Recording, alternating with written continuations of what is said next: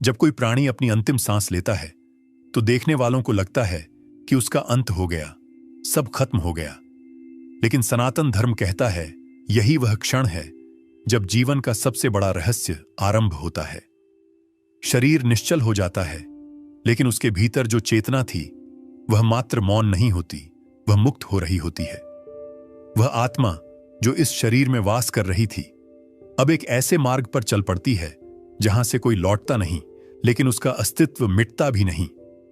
मृत्यु का अनुभव भले शरीर के लिए हो, आत्मा के लिए नहीं। यह आत्मा न तो जन्म लेती है न मरती है, न यह जलती है न गलती है, न यह हवा में उड़ जाती है और न ही यह किसी भौतिक सीमा में बंधी रहती है। जैसे दीपक बुझने पर प्रकाश किसी ओर फैल जाता है, वैसे ही आत्मा शरीर का दीपक बुझते ही सूक्ष्म मार्ग की ओर प्रस्थान करती है। मृत्यु के समय आत्मा शरीर से कैसे निकलती है, यह पूरी प्रक्रिया गरुड़ पुराण और ब्रह्मवैवर्त पुराण में अत्यंत गहराई से वर्णित है। जैसे ही प्राण हरते हैं, आत्मा स्थूल शरीर को त्याग कर सूक्ष्म शरीर में प्रवेश करती है। वही सूक्ष्म शरीर जो मृत्यु से पहले हमारे भीतर भी होता है, पर जिसे हम अनुभव नहीं कर पाते। शरीर के सभी इंद्रियों से वह धीरे धीरे प्रकाश की ओर खींचती है। अच्छे कर्मों से युक्त आत्मा ब्रह्मरंध्र या आंखों से बाहर निकलती है और बुरे कर्मों से युक्त आत्मा मल मूत्र मार्गों से। यह कोई कल्पना नहीं। गरुड़ पुराण के 11वें अध्याय में यमराज स्वयं कहते हैं कि प्राणी के कर्म ही यह तय करते हैं कि वह कौन से मार्ग से प्रस्थान करेगा। जैसे ही आत्मा शरीर से निकलती है, उसे सबसे पहला अनुभव होता है, मैं अब इस दुनिया का हिस्सा नहीं हूं, लेकिन मैं समाप्त भी नहीं हुआ।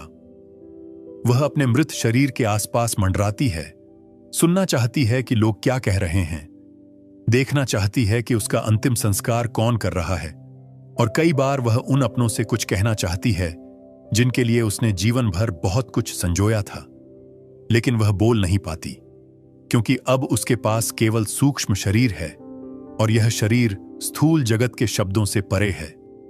इसलिए बहुत सी आत्माएं अंतिम संस्कार तक वहीं ठहरती हैं, इस आशा में कि कोई उन्हें सुन ले, कोई उन्हें देख ले। इसी स्थिति को प्रेत अवस्था कहा गया है, जब आत्मा अभी भी मोह में बंधी होती है। लेकिन सभी आत्माएं इस अवस्था में नहीं अटकती।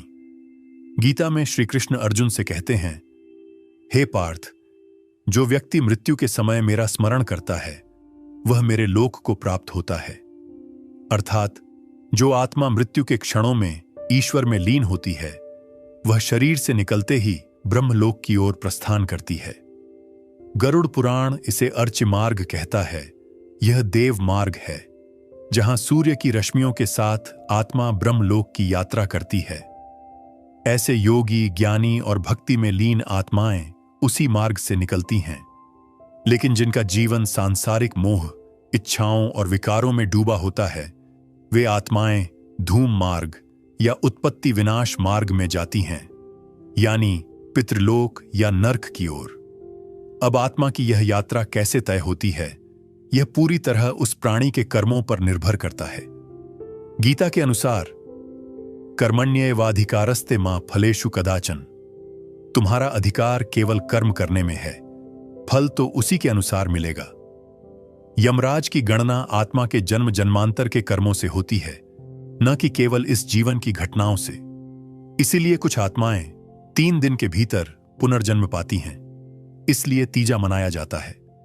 कुछ को 10 या 13 दिन लगते हैं, इसीलिए दशघात्र और 13वीं होती है।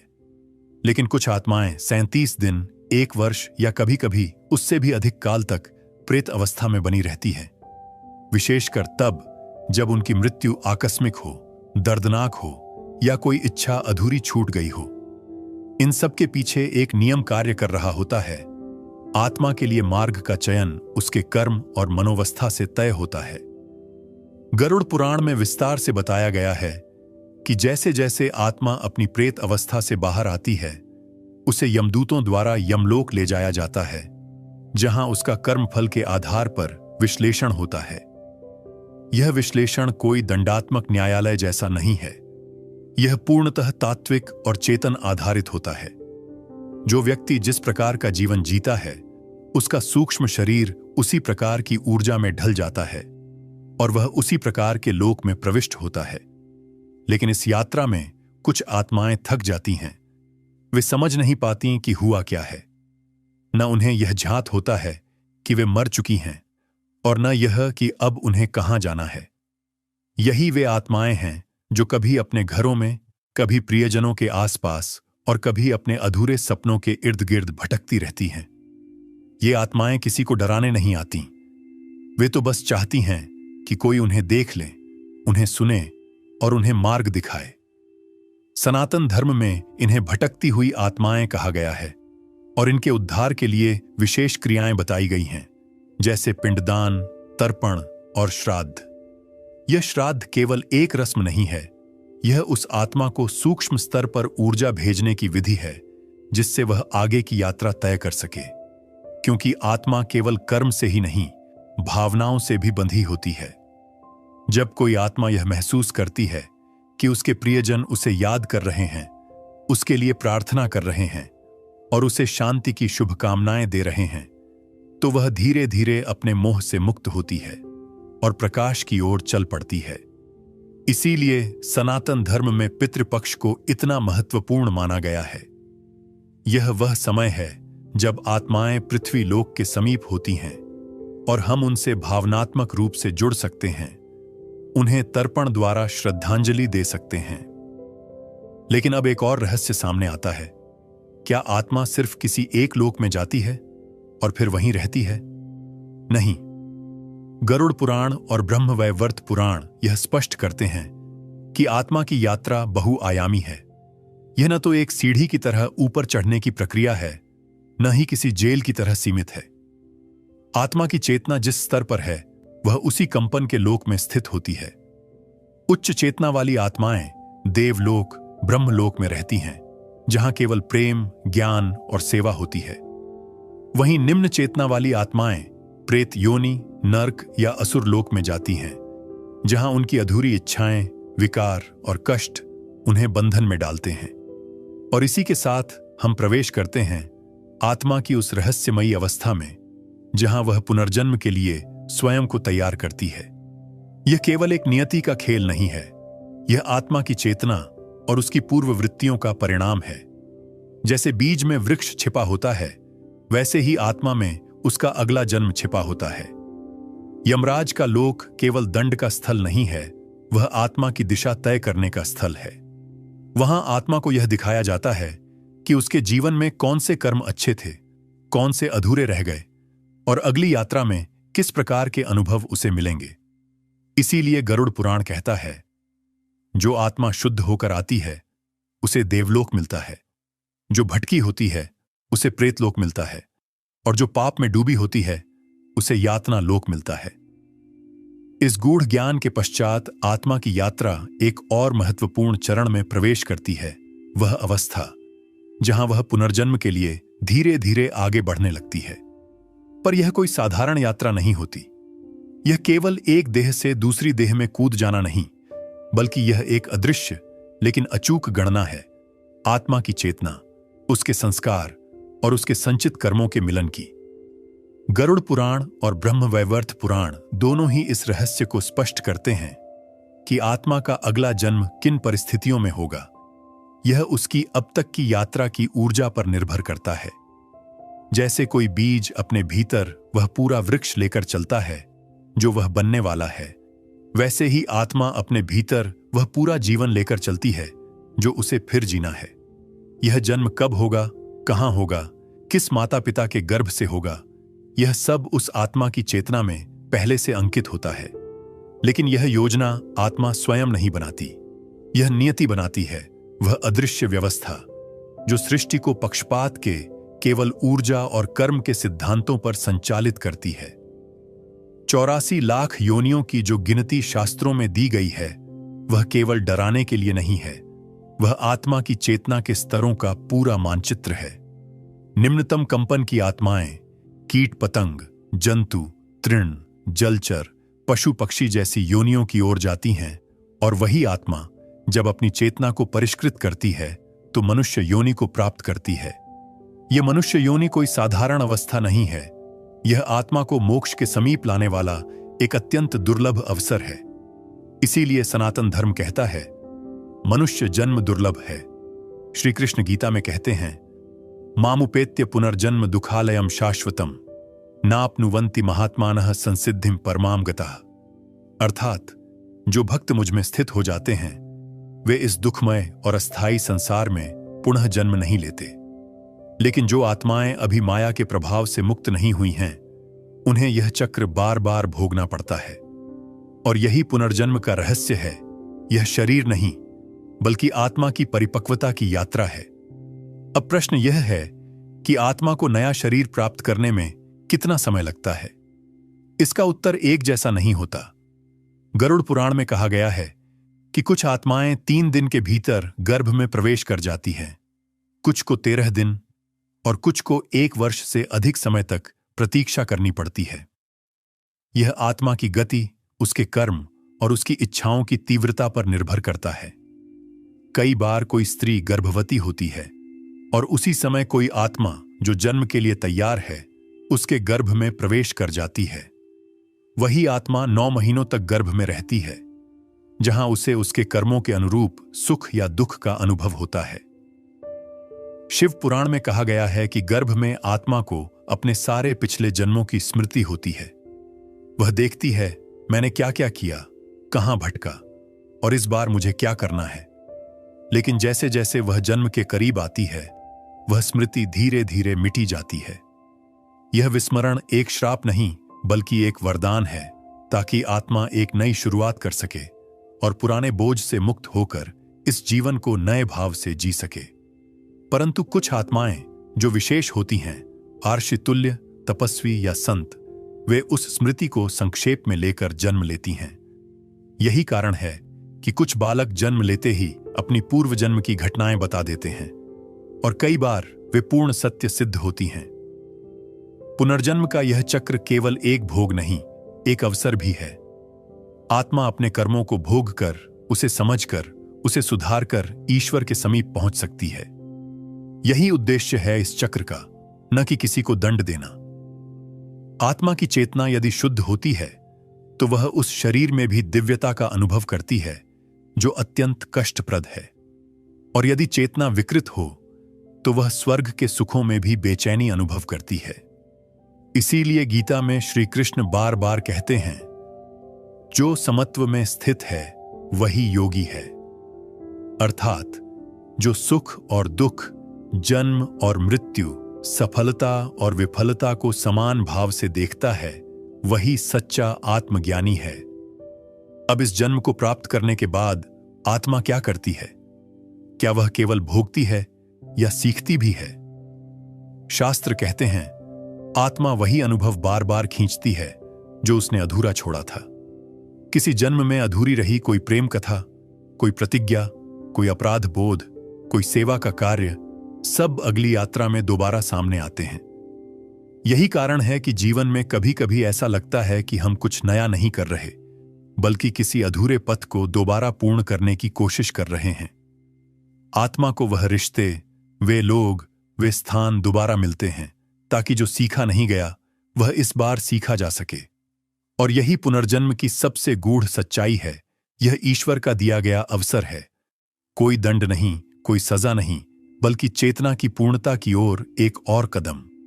जो इसे समझ लेता है वह जीवन को केवल भोग की दृष्टि से नहीं, साधना की दृष्टि से देखने लगता है। और यही दृष्टिकोण आत्मा को उस भ्रम से बाहर निकालता है जो इसे बार बार जन्मों के चक्र में उलझाए रखता है। जब आत्मा पुनः मनुष्य शरीर में जन्म लेती है तो वह केवल एक देह नहीं पाती, उसे साथ में मिलते हैं संस्कार, परिवार, समाज और वे सारे अवसर जिनके माध्यम से वह अपने पिछले अधूरे कर्मों का समाधान कर सके। परंतु मनुष्य जीवन में आने के बाद यदि वह आत्मा फिर से माया, मोह, लोभ, वासना और अहंकार में डूब जाती है तो वही चक्र फिर दोहराया जाता है। इसीलिए गीता में बार बार कहा गया है, जन्म मृत्यु जरा व्याधि दुख दोषानुदर्शनम। अर्थात इस संसार का मूल ही दुख है और आत्मा को इन दुखों को देख समझकर ही मोक्ष की ओर अग्रसर होना होता है। पर मोक्ष केवल पुनर्जन्म से मुक्ति नहीं है। मोक्ष का अर्थ है आत्मा का अपने मूल स्वरूप से मिलन। शिव पुराण में कहा गया है, आत्मा ही शिव है जब वह माया से मुक्त होता है। यही शिवत्व आत्मा का अंतिम लक्ष्य है। लेकिन जब तक आत्मा अपने को केवल शरीर मानती है, तब तक वह इस संसार की घटनाओं से डरती है, दुखी होती है और बंधनों में फंसी रहती है। जैसे कोई व्यक्ति सपने में डूबा हो और वह उस स्वप्न को ही वास्तविक मान बैठे, वैसी ही स्थिति आत्मा की होती है जब वह देह के भ्रम में खो जाती है। यह भ्रम केवल देह तक सीमित नहीं होता, यह उस जीवन तक फैलता है जो मृत्यु के बाद शुरू होता है। आत्मा जब शरीर का परित्याग करती है तो उसकी चेतना उस सूक्ष्म जगत में प्रवेश करती है जिसे गरुड़ पुराण प्रेतलोक और यमलोक के नाम से वर्णित करता है। वहां आत्मा को उसके कर्मों के अनुसार विभिन्न अनुभव होते हैं। जिन आत्माओं ने जीवन में हिंसा, छल, व्यभिचार, अन्याय या पशुता की सीमा को पार किया होता है, उन्हें नर्क की यंत्रणाएं मिलती हैं, परंतु यह स्थायी नहीं होती। सनातन धर्म में कोई भी दंड अनंत नहीं है। हर आत्मा को सुधार का अवसर दिया जाता है जब वह अपने किए गए कर्मों के फल को अनुभव करके पश्चाताप करती है तो उसे फिर से जीवन मिलता है। यह सुधार ही आत्मा की सबसे बड़ी शक्ति है। यही उसे फिर से देवत्व की ओर ले जाता है। परंतु कुछ आत्माएं उस सुधार के मार्ग को नहीं अपनाती। वे बदले की भावना, असंतोष, अधूरी इच्छाओं या मोह के कारण बार बार एक ही प्रकार के जन्मों में फंसी रहती हैं। जैसे कोई पाठ समझ में ना आए और छात्र बार बार उसी कक्षा में फेल होता रहे, वैसे ही आत्मा जब तक ज्ञान के उस स्तर तक नहीं पहुंचती जहां वह ईश्वर को पहचान सके, तब तक उसी चक्र में घूमती रहती है। आत्मा के जीवन में केवल उसके अपने कर्म ही नहीं, बल्कि उसके साथ जुड़े हुए लोगों के कर्म भी प्रभाव डालते हैं। शास्त्र कहते हैं, कर्म बंधुना जायते। आत्मा उन लोगों के बीच जन्म लेती है जिनसे उसका पुराना संबंध, आरण, प्रेम, द्वेष या अपूर्ण कर्म रहा हो। यही कारण है कि कुछ लोग हमारे जीवन में आते ही परिचित लगते हैं, कुछ से एक अजीब सी गहराई होती है और कुछ से बिना कारण ही संघर्ष। ये सब संयोग नहीं, पूर्व जन्म की कड़ियां होती हैं जो इस जन्म में सामने आती हैं। आत्मा की यह गूढ़ यात्रा केवल कर्म या दंड से नहीं समझी जा सकती। यह एक समग्र आत्मिक शिक्षा है जिसमें आत्मा बार बार अपने अनुभवों से सीखती है, गलती करती है, क्षमा पाती है और अंततः उस स्थिति तक पहुंचती है जहां वह परमात्मा से जुड़ जाती है। इसी स्थिति को योग कहा गया है और योग का अर्थ केवल आसन या ध्यान नहीं, बल्कि आत्मा का परमात्मा से मिलन होता है।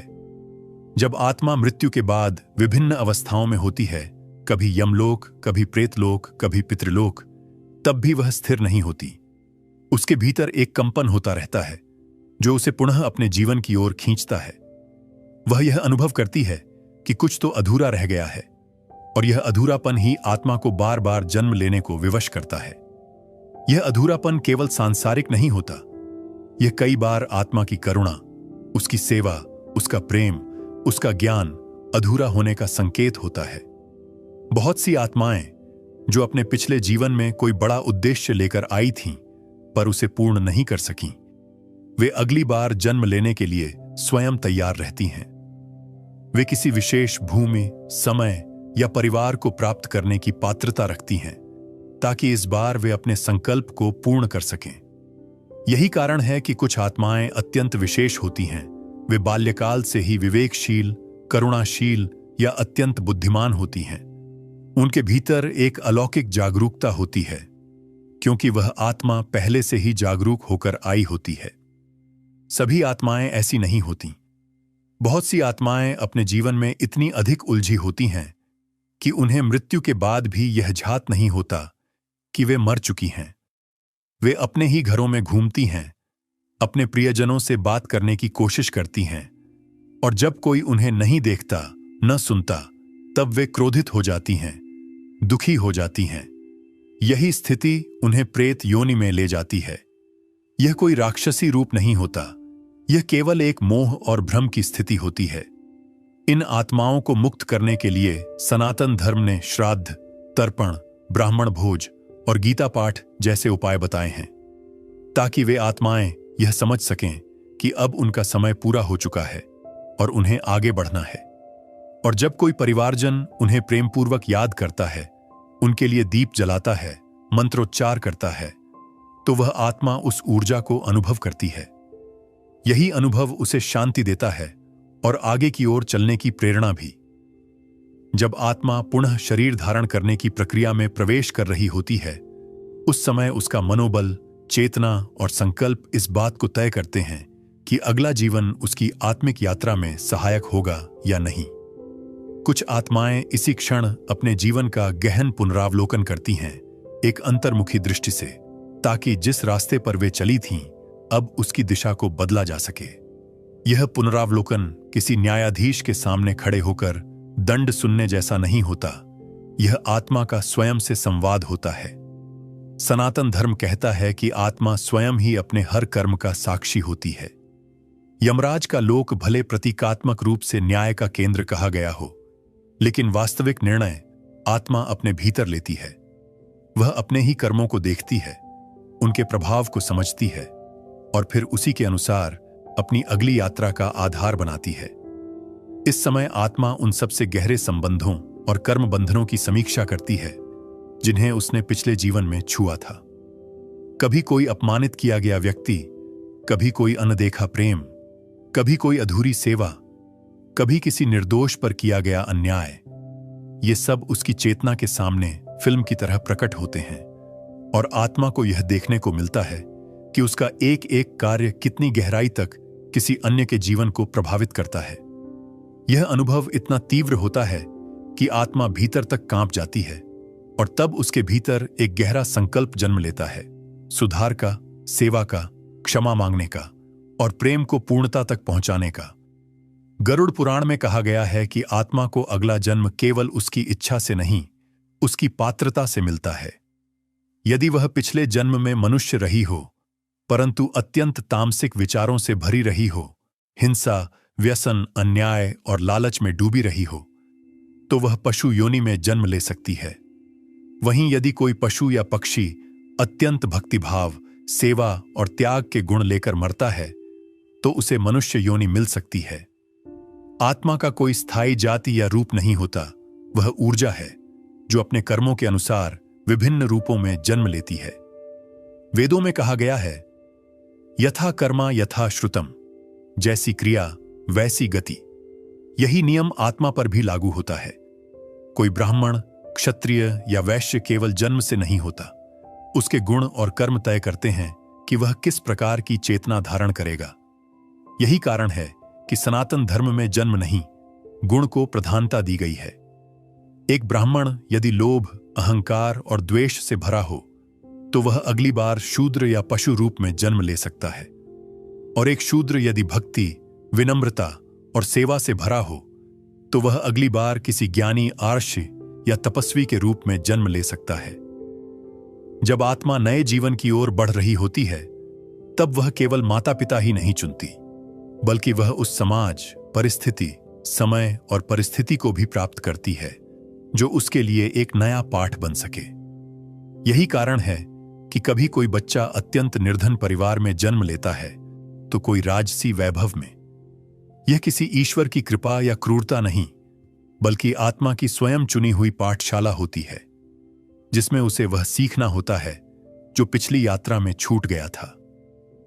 कई बार आत्माएं किसी विशेष आत्मा से जुड़ने के लिए पुनः जन्म लेती हैं, जैसे किसी पति पत्नी का प्रेम अधूरा रह गया हो या किसी माता पिता और संतान का बंधन टूट गया हो। वे अगली बार किसी नए रूप में एक दूसरे के पास फिर लौटते हैं। यह रिश्ते भले नाम और शरीर से अलग हो जाएं, पर आत्मा उन्हें पहचान लेती है। इसीलिए कई बार कोई व्यक्ति किसी अपरिचित को देखकर कह उठता है, ऐसा लगता है जैसे हम पहले भी कहीं मिले हैं।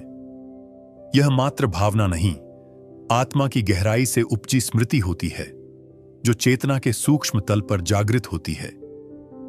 जैसे जैसे आत्मा शरीर धारण करने के लिए गर्भ में प्रविष्ट होती है, उसे एक बार फिर वह संपूर्ण भूल का आवरण प्राप्त होता है, जिससे वह अपनी पुरानी स्मृतियों को भुलाकर इस जीवन को एक नई शुरुआत दे सके। यह विस्मरण ईश्वर का दंड नहीं, सबसे बड़ा वरदान है। यदि आत्मा को उसके सभी पिछले जन्म याद रहें, तो वह वर्तमान जीवन को कभी शांति से नहीं जी पाएगी। वह अपने ही दोषों, दुखों और खोए हुए संबंधों में उलझ कर रह जाएगी। इसलिए गर्भ में 9 महीने के भीतर आत्मा के ऊपर माया की परत चढ़ जाती है, जो उसे पूरी तरह भुला देती है कि वह कौन थी, कहां से आई थी और क्यों आई है। लेकिन कभी कभी कुछ आत्माएं इस परत को पूरी तरह स्वीकार नहीं कर पाती। वे अपने भीतर एक अनकहा संशय, एक अलौकिक भय या एक बहुत पुराना आकर्षण लेकर जन्म लेती हैं। वे बचपन से ही गहराई में सोचने लगती हैं, कुछ अदृश्य बातों को महसूस करती हैं और कभी कभी बहुत कम उम्र में गूढ़ प्रश्न पूछने लगती हैं। मां, हम मरने के बाद कहां जाते हैं? या पिताजी, क्या मैं पहले भी इसी घर में था? ऐसी आत्माएं अपने भीतर एक जागरूक चेतना लेकर जन्म लेती हैं और उनका जीवन अक्सर एक आध्यात्मिक यात्रा की ओर अग्रसर होता है। आत्मा जब अपने जीवन में एक बार फिर प्रवेश करती है तो साथ लाती है कुछ विशेष गुण, जिसे संस्कार कहा गया है। ये संस्कार ही व्यक्ति के सोचने, व्यवहार करने और निर्णय लेने के ढंग को प्रभावित करते हैं। यही कारण है कि 2 जुड़वां बच्चों का भी स्वभाव अलग हो सकता है, क्योंकि उनकी आत्माएं भिन्न संस्कारों से आई होती हैं। इन्हीं संस्कारों के आधार पर वह इस जीवन में क्या पाना चाहती है, किससे प्रेम करेगी, किससे संघर्ष होगा, किन चुनौतियों से गुजरेगी, ये सब पहले से ही उस चेतना के भीतर बीज रूप में उपस्थित होते हैं। जैसे ही आत्मा नवजात शरीर में स्थिर होती है, उसकी यात्रा फिर से प्रारंभ होती है। अब यह यात्रा बाहर से देखने पर भले दूध, किलकारियों और खिलौनों से शुरू होती हो, लेकिन आत्मा के लिए यह शुरुआत उस पाठ की है जो उसे पूर्णता की ओर ले जाएगा या फिर दोबारा उसी चक्र में डाल देगा जहां से वह आई थी। और यही वह क्षण होता है जहां आत्मा संपूर्ण विस्मरण के बावजूद एक अदृश्य संकल्प लेकर धरती पर उतरती है कि वह इस बार क्या सीखेगी, किससे मिलेगी और कहां तक पहुंचेगी। लेकिन जीवन की शुरुआत के साथ ही यह संकल्प धीरे धीरे भुला दिया जाता है। जैसे जैसे आत्मा शरीर के साथ जुड़ती है, वैसे वैसे उसकी चेतना पर संसार की परतें चढ़ने लगती हैं। परिवार, भाषा, संस्कृति, भय, महत्वाकांक्षा, शिक्षा और सामाजिक अपेक्षाएं, ये सब मिलकर आत्मा के मूल स्वरूप को ढक देती हैं। और तब व्यक्ति यह मान लेता है कि वह केवल यही शरीर है, यही नाम है, यही पहचान है, और यहीं से आत्मा के मूल से उसका भटकाव शुरू हो जाता है। परंतु यह भटकाव स्थायी नहीं होता। आत्मा भीतर से लगातार संकेत भेजती रहती है, स्वप्नों के माध्यम से, संवेदनाओं के रूप में, एक असमझ बेचैनी की तरह, या कभी कभी बिना कारण उठने वाले प्रश्नों के द्वारा कि क्या यही सब है? क्या मैं बस इतना ही हूं? यही प्रश्न आत्मा के भीतर की वो हल्की सी पुकार होती है जो उसे पुनः स्मरण कराना चाहती है कि वह इस जीवन में किसी उद्देश्य से आई है। जब यह पुकार व्यक्ति सुनने लगता है तो वह सत्संग, ग्रंथ, योग, ध्यान, सेवा या किसी आध्यात्मिक अनुभव की ओर खींचने लगता है। और यहीं से वह यात्रा शुरू होती है जिसे आत्मज्ञान कहा गया है, जहां आत्मा पुनः अपने स्रोत की ओर लौटने लगती है। परंतु यह मार्ग सीधा नहीं होता। जीवन बार बार उसे खींचता है, लालच, मोह, वासना, प्रतियोगिता और अहंकार की ओर। परंतु हर बार जब वह दुखी होता है, टूटता है, हारता है, आत्मा उसके भीतर से फिर कहती है, तू यह नहीं है, तू इससे परे है। यही भीतर की आवाज ऋषियों की भाषा में अंतःकरण की वाणी कहलाती है। यह वह ज्योति है जो कभी बुझती नहीं, चाहे कितनी भी अंधकारमय रात हो। सनातन धर्म के अनुसार एक मनुष्य जीवन केवल इसलिए नहीं दिया गया कि वह सुख भोगे, बल्कि इसलिए कि वह उस अदृश्य परंपरा को याद करे जिससे वह आया है, और उस ज्ञान को पुनः खोजे जो उसके भीतर जन्मों से छिपा है। गीता में श्री कृष्ण अर्जुन से कहते हैं, बहूनि में व्यतीतानि जन्मानि तव चार्जुन, तान्यहम वेद सर्वाणि न त्वं वेत्थ परंतप। अर्थात, हे अर्जुन, मेरे और तेरे कई जन्म हो चुके हैं, मैं उन्हें जानता हूं पर तू नहीं जानता। यही स्मृति का पर्दा है और यही भुला हुआ ज्ञान पुनः प्राप्त करना ही आत्मा की सबसे बड़ी साधना है। और जब व्यक्ति इस साधना में उतरता है जब वह भौतिक सफलता, यश, धन और संबंधों के बीच भी एक खालीपन महसूस करता है, तब वह जान पाता है कि यह रिक्तता बाहरी नहीं, भीतरी है। तब वह एक और यात्रा पर निकलता है, अपने भीतर की ओर। यही वह मार्ग है जिसे उपनिषदों ने नेति नेति कहा, अर्थात यह भी नहीं, वह भी नहीं, जब तक कि केवल आत्मा ही शेष न रह जाए। लेकिन जैसे जैसे व्यक्ति इस मार्ग पर बढ़ता है, वह अनुभव करता है कि मृत्यु, जिससे वह जीवन भर डरता रहा, अब उतनी भयावह नहीं लगती। वह समझता है कि मृत्यु केवल एक देह का त्याग है और आत्मा तो वैसे भी हर क्षण स्वयं को बदलती रहती है, विचारों से, भावनाओं से, निर्णयों से। जब यह बोध गहराता है तो मृत्यु की ओर उसका दृष्टिकोण बदलने लगता है। वह मृत्यु को शत्रु नहीं, एक द्वार की तरह देखने लगता है, एक यात्रा के पूर्ण होने और दूसरी के आरंभ होने जैसा। शास्त्रों में कहा गया है कि जो व्यक्ति मृत्यु को समझ लेता है, वही वास्तव में जीवन को जान पाता है, क्योंकि मृत्यु ही वह सत्य है जो किसी से नहीं छिपता, और मृत्यु ही वह दर्पण है जिसमें जीवन का वास्तविक रूप दिखाई देता है। जब यह समझ आत्मा के भीतर उतरती है, तो वह वर्तमान जीवन को भी अधिक पूर्णता से जीने लगती है। वह जानती है कि उसे किसी से स्पर्धा नहीं करनी, किसी को हराना नहीं है, किसी को पछाड़ना नहीं है, बल्कि उसे अपनी चेतना को हर दिन थोड़ा थोड़ा करके ऊंचा उठाना है। और यही वह आत्मिक उन्नति है जो मृत्यु के बाद भी आत्मा के साथ रहती है। गरुड़ पुराण में बताया गया है कि जब आत्मा शरीर छोड़ती है तो उसके साथ केवल 3 वस्तुएं जाती हैं, उसका कर्म, उसका संस्कार और उसका संस्कारजन्य ज्ञान। बाकी सब, धन, संबंध, यश, शरीर, रूप, भाषा, जाति, धर्म, यहां तक कि उसका नाम भी यहीं छूट जाते हैं। और जब आत्मा को यह साक्षात्कार होता है, तब वह भीतर से पूर्ण हो जाती है। उसे कोई भय नहीं रहता, कोई अधूरापन नहीं रहता, कोई आकुलता नहीं रहती। परंतु हर आत्मा इस स्थिति तक नहीं पहुंचती। बहुत सी आत्माएं जीवन भर बाहरी चीजों में इतनी उलझी रहती हैं कि वे मृत्यु के समय भी अपने भौतिक बंधनों को नहीं छोड़ पाती। वे अपने घर, धन, शरीर या संबंधों से इतनी जुड़ी रहती हैं कि जब उनका देह छूटता है तो वे स्वीकार नहीं कर पाती कि उनका जीवन समाप्त हो गया है। यही स्थिति उन्हें एक बीच की अवस्था में फंसा देती है, जहां वे न पूर्णतः इस संसार में होती हैं, न पूर्णतः उस पार। इन आत्माओं को मार्ग दिखाने के लिए सनातन परंपरा ने अनेक विधियां विकसित की हैं, जैसे मृत्यु के बाद हवन, गीता का पाठ, श्राद्ध, तर्पण, प्रेत शांति यज्ञ और पंचबलि कर्म। ये केवल सामाजिक रीतियां नहीं, बल्कि आत्मा की चेतना को उसके अगले चरण की ओर ले जाने वाले सूक्ष्म साधन हैं।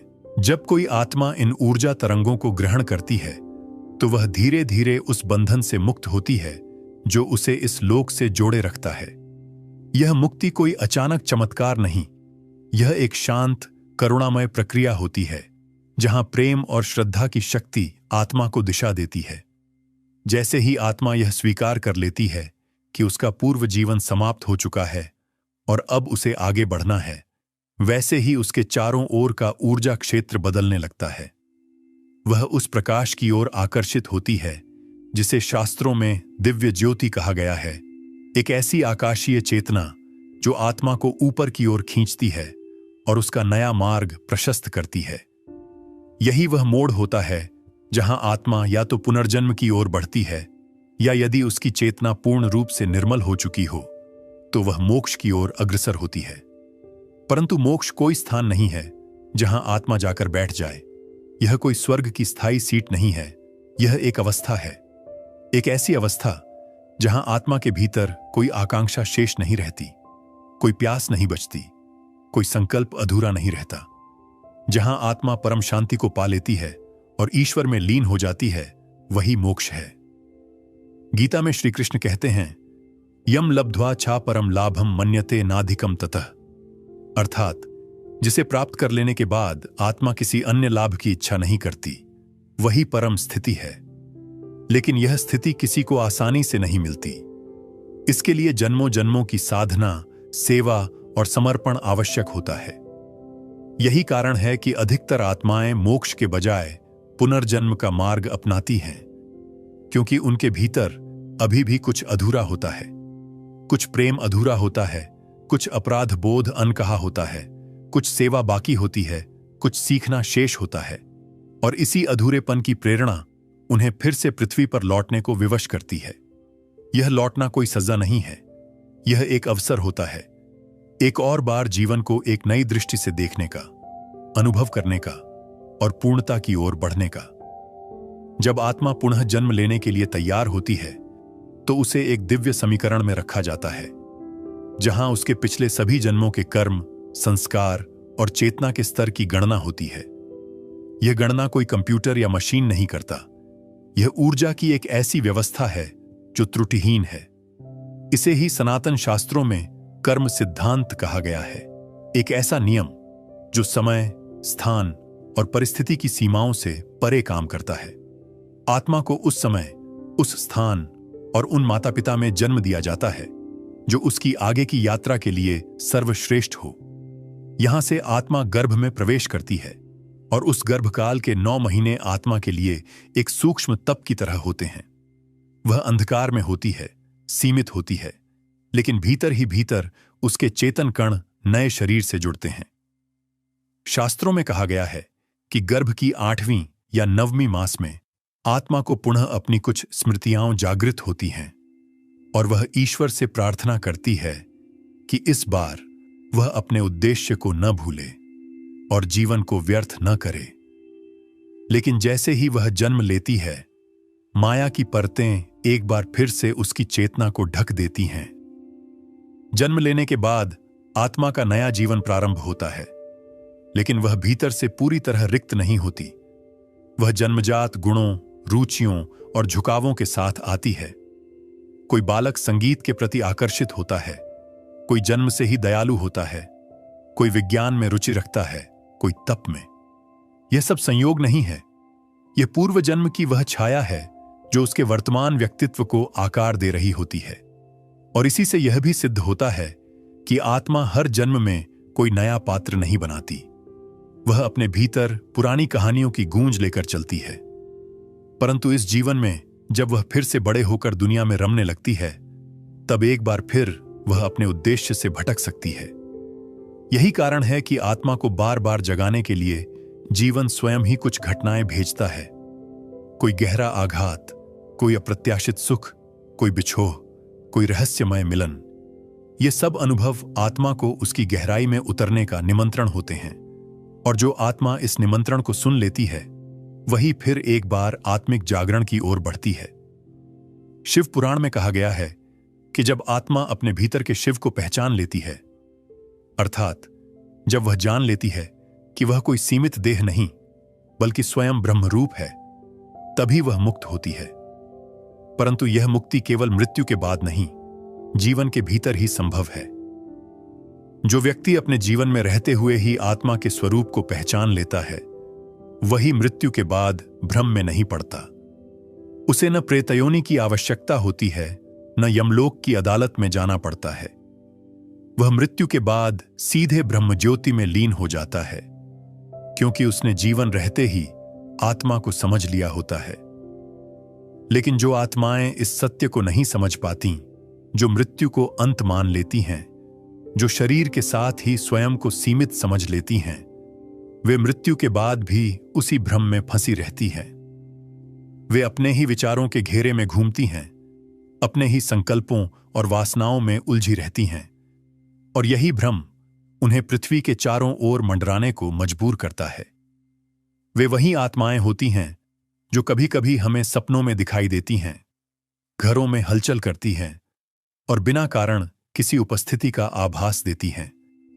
इन आत्माओं के लिए प्रार्थना करना, शांति की कामना करना और उनके लिए दीप जलाना सबसे बड़ा सहारा होता है। जब कोई परिवारजन अपने दिवंगत प्रिय की आत्मा के लिए प्रेम पूर्वक प्रार्थना करता है, तो वह ऊर्जा उस आत्मा तक पहुंचती है और उसे यह बोध कराती है कि वह अकेली नहीं है और अब आगे बढ़ सकती है। यही वह करुणा है जो मृत्यु के बाद भी आत्माओं को सहारा देती है। जब आत्मा को यह अनुभव होता है कि उसके साथ अब भी प्रेम है, उसके लिए कोई दीप जलाया जा रहा है, तो उसकी चेतना उस मोह से मुक्त होने लगती है जो उसे इस लोक में बांधे हुए था। और फिर वह धीरे धीरे उस प्रकाश की ओर बढ़ती है जो न तो पूर्वजन्म है न पुनर्जन्म, बल्कि शुद्ध चेतना है जो ब्रह्म के सिवा कुछ नहीं। और यही वह अवस्था है जहां आत्मा एक बार फिर अपने स्रोत की ओर लौटने को तैयार हो जाती है। लेकिन उस अंतिम प्रस्थान से पहले आत्मा के चारों ओर एक और दायित्व जागता है, सेवा का। कुछ आत्माएं जो अत्यंत विकसित होती हैं केवल अपने मोक्ष के लिए नहीं जीती। वे लौटती हैं, बार बार लौटती हैं, दूसरों को सहारा देने, भटकी हुई आत्माओं को मार्ग दिखाने और जगत को उस दिशा में मोड़ने के लिए जहां धर्म, करुणा और सत्य का पुनर्जन्म हो सके। इन्हें ही सनातन धर्म में आर्षी आत्माएं, देव तुल्य जीव या ध्यान योगी कहा गया है, जो मृत्यु के बाद भी कार्यरत रहते हैं। ऐसी आत्माएं इस भौतिक जगत से पूर्णतः अलग होते हुए भी उसके सबसे सूक्ष्म तल पर मौजूद रहती हैं। वे न मंदिरों में बंद होती हैं, न किसी मूर्ति में। वे सीधे चेतना के स्तर पर क्रियाशील होती हैं। जब कोई साधक ध्यान में बैठता है, कोई भक्त गहराई से प्रार्थना करता है, कोई बच्चा सरल हृदय से आकाश की ओर देखता है, तब वही आत्माएं उनकी चेतना तक पहुंचती हैं और उनके भीतर दिव्य प्रेरणा का संचार करती हैं। यह प्रेरणा कोई आवाज नहीं होती, यह कोई दृष्टि नहीं होती, यह केवल एक अनुभव होता है जो मन को नहीं, आत्मा को स्पर्श करता है। महर्षि पतंजलि कहते हैं, योगश्चित्त वृत्ति निरोध। जब चित्त की सारी वृत्तियां शांत हो जाती हैं, तब आत्मा को उसका वास्तविक स्वरूप दिखने लगता है। और जब यह आत्मा मृत्यु के बाद उसी शुद्ध चित्त अवस्था में पहुंच जाती है, तब वह केवल देखने वाली नहीं रहती, वह कार्य करने वाली बन जाती है। वह उस महान चेतन संगठन का हिस्सा बन जाती है जिसे सनातन परंपरा में आर्ष मंडल, देव संस्थान या लोकपालों की सभा के नाम से जाना जाता है। यह कोई कल्पना नहीं, यह वह ऊर्जात्मक व्यवस्था है जहां से इस सृष्टि को धर्म के पथ पर चलाने के लिए मार्गदर्शन आता है। इन्हीं आत्माओं के कारण समाज में कभी कोई गौतम बुद्ध जन्म लेते हैं, कभी कोई आदि शंकराचार्य, कभी कोई नानक, कभी कोई विवेकानंद। ये कोई संयोग नहीं है कि वे एक विशेष समय पर, विशेष स्थान पर, विशेष परिस्थितियों में अवतरित होते हैं। ये सब आत्मिक योजना का ही भाग होते हैं, जहां ऊर्जात्मक चेतनाएं अपने स्तर से कार्य करती हैं और धरती पर सत्य शक्ति का संचार करती हैं। इस दृष्टि से देखें तो मृत्यु के बाद आत्माएं केवल शांति में नहीं होती, वे तप में होती हैं, समर्पण में होती हैं और सेवा में रत होती हैं। परंतु इसका अर्थ यह नहीं कि केवल महान आत्माएं ही कार्य कर सकती हैं। हर आत्मा, चाहे वह किसी भी अवस्था में हो, जब अपने भीतर प्रेम, क्षमा और सत्य की भावना को स्थान देती है, तब वह ब्रह्मांड में एक नया कंपन पैदा करती है। यही कंपन अगली आत्माओं के मार्ग को सरल बनाता है। यही वह अदृश्य योगदान है जो एक साधारण जीवन जीने वाला भी दे सकता है। कोई मां जो अपने बच्चों को सत्य की राह पर चलना सिखाती है, कोई किसान जो अपने श्रम से धरती को सींचता है, कोई वृद्ध जो मंदिर के कोने में बैठकर भगवान का नाम जपता है, ये सब आत्मिक कार्य हैं जिनका प्रभाव मृत्यु के बाद भी बना रहता है। शास्त्रों में कहा गया है कि आत्मा मरती नहीं, वह केवल कार्य बदलती है। जैसे कोई अभिनेता एक मंच पर अभिनय करता है, फिर पर्दे के पीछे चला जाता है और दूसरे दृश्य में नए पात्र के रूप में लौटता है, वैसे ही आत्मा भी एक दृश्य से निकलकर दूसरे में प्रवेश करती है। परंतु जो दर्शक होता है, जो आत्मा के भीतर का साक्षी है, वह हर जन्म में एक ही रहता है। यही साक्षी ही वास्तविक मैं है, जिसे उपनिषदों में अहम ब्रह्मास्मि कहा गया है। और जब यह आत्मा मृत्यु के बाद उस अनुभव से गुजरती है जहां उसे झात होता है कि उसने किसे कितना प्रेम दिया, किसे कितना दुख पहुंचाया और किससे क्या नहीं कहा जो कहा जा सकता था, तब वह भीतर से विचलित होती है। यह पीड़ा कोई दंड नहीं होती, यह आत्मा की अपनी संवेदना होती है जो उसे कहती है, अब जाग, अब पूर्ण हो, अब उस प्रेम को जी जिसे तू अधूरा छोड़ आया था। यही वह क्षण होता है जहां आत्मा पुनः जन्म लेने का संकल्प करती है। एक नई देह, एक नया नाम, एक नया देश, लेकिन वही आत्मा, वही बोध और वही खोज। वेदों में कहा गया है, पुनरपि जननम पुनरपि मरणम पुनरपि जननी जठरे शयनम। यह जन्म और मृत्यु का चक्र तब तक चलता है जब तक आत्मा उस द्वैत से परे नहीं जाती, जब तक वह यह नहीं समझती कि वह केवल अनुभव करने वाली नहीं, वह स्वयं साक्षात ब्रह्म है।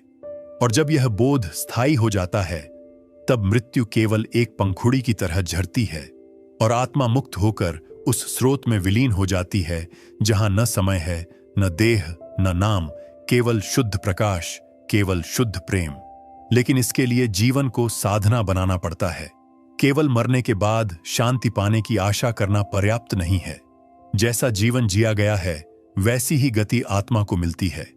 इसलिए गीता में बार बार कहा गया, सततम कीर्तनम यो माम यस्मरति सदा हरे।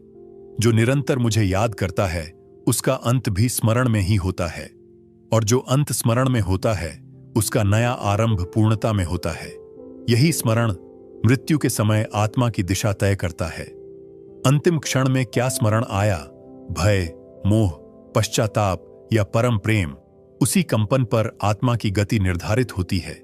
इसीलिए गीता में श्री कृष्ण ने स्पष्ट कहा, अंतकाले च मामेव स्मरण मुक्त्वा कलेवरम य प्रयाति स मद्भावम याति नास्त्यत्र संशयः शुच्यम। अर्थात जो मृत्यु के समय केवल मुझे स्मरण करता है, वह मुझे ही प्राप्त होता है, इसमें कोई संदेह नहीं। यह केवल मंत्र की बात नहीं, यह चेतना की अवस्था है जो मृत्यु के पल में परख ली जाती है। परंतु यह अवस्था एक क्षण में नहीं बनती। यह जीवन भर के विचार, भावना और कर्मों से निर्मित होती है। और यही कारण है कि मृत्यु केवल एक घटना नहीं, यह जीवन का दर्पण है।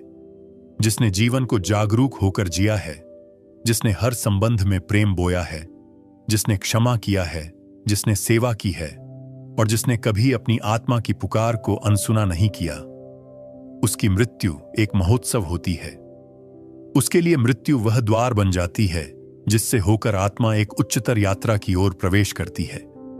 सनातन धर्म हमें यही सिखाता है कि मृत्यु से डरना नहीं है, उसे समझना है, उसे स्वीकार करना है और उसे दिव्यता की ओर एक अवसर के रूप में देखना है।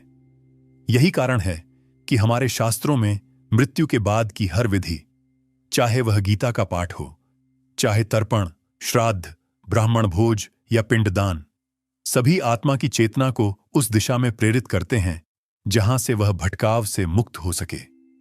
ये सब अनुष्ठान केवल सामाजिक कर्तव्य नहीं हैं, ये ऊर्जाओं का हस्तांतरण है जहां जीवित जन अपने प्रेम, श्रद्धा और आभार को आत्मा तक पहुंचाते हैं ताकि वह स्वतंत्र होकर अगली अवस्था में प्रवेश कर सके। कई बार हम देखते हैं कि कोई व्यक्ति बहुत शांति से मृत्यु को स्वीकार कर लेता है, मुस्कुराकर, शांत आंखों से, जैसे उसे सब ज्ञात हो। और फिर कुछ लोग ऐसे भी होते हैं जो अंतिम सांस तक भय, क्रोध या पीड़ा से भरे रहते हैं। यह भेद केवल शारीरिक अवस्था का नहीं, यह आत्मिक तैयारी का परिणाम है। जो आत्मा जीवन भर यह समझती रही कि वह अजर अमर है, वह मृत्यु के क्षण में भी स्थिर रहती है। और जो जीवन भर देह को ही सब कुछ मानती रही, वह मृत्यु के क्षण में हिल जाती है, क्योंकि उसकी सारी पहचान, सारी पकड़ अचानक छिन जाती है। मृत्यु वह क्षण है जहां आत्मा पूरी तरह निर्वस्त्र हो जाती है। न कोई उपाधि बचती है, न कोई संबंध, न कोई अर्जित की हुई उपलब्धि। वहां केवल वही शेष रह जाता है जो आत्मा ने भीतर संजोया था, उसका प्रेम, उसकी करुणा, उसकी प्रार्थना, उसका क्षमा और उसका समर्पण। यही सब अगले जन्म की नींव बनते हैं या फिर वही उसे मोक्ष की ओर ले जाते हैं। और इसीलिए मृत्यु का क्षण केवल एक अंत नहीं, वह एक परिणाम है, वह एक मूल्यांकन है, वह एक बीज है जिससे अगला जीवन अंकुरित होता है। जब हम अपने किसी प्रियजन को खोते हैं, तब हमारा मन व्याकुल होता है। हमें लगता है कि वह चला गया, वह नहीं रहा। परंतु सत्य यह है कि आत्मा कहीं नहीं जाती, वह केवल शरीर बदलती है। गरुड़ पुराण स्पष्ट रूप से कहता है कि आत्मा अपने कर्मों के आधार पर या तो स्वर्ग जाती है, या पितृलोक, या फिर किसी योनि में पुनर्जन्म लेती है। और यदि वह आत्मा अत्यंत इवॉल्व्ड होती है, तो वह सीधे ब्रह्मलोक में प्रवेश कर सकती है, जहां से वह या तो कभी लौटती नहीं या केवल दिव्य कार्यों हेतु अवतरित होती है। जब हम मृत्यु को इस दृष्टि से देखना शुरू करते हैं, तब हमारा दुख भी बदलने लगता है। वह केवल एक शोक नहीं रहता, वह एक समझदारी, एक श्रद्धा, एक मौन संवाद बन जाता है। हम जानते हैं कि जो गया है वह कहीं और एक नई यात्रा पर निकल चुका है, और जो हम यहां कर सकते हैं वह है उसे प्रेम से याद करना, उसके लिए प्रार्थना करना और उसके जीवन के श्रेष्ठ गुणों को अपने जीवन में उतारना। यही सच्ची श्रद्धांजलि होती है। यदि आज इस वीडियो की बातें आपके हृदय को छू गई हों, तो इस पवित्र संदेश को अपने प्रियजनों के साथ साझा करें, ताकि वे भी मृत्यु को भय नहीं, समझ के साथ देखें। और अगर आप सनातन धर्म के ऐसे ही दिव्य ज्ञान से जुड़े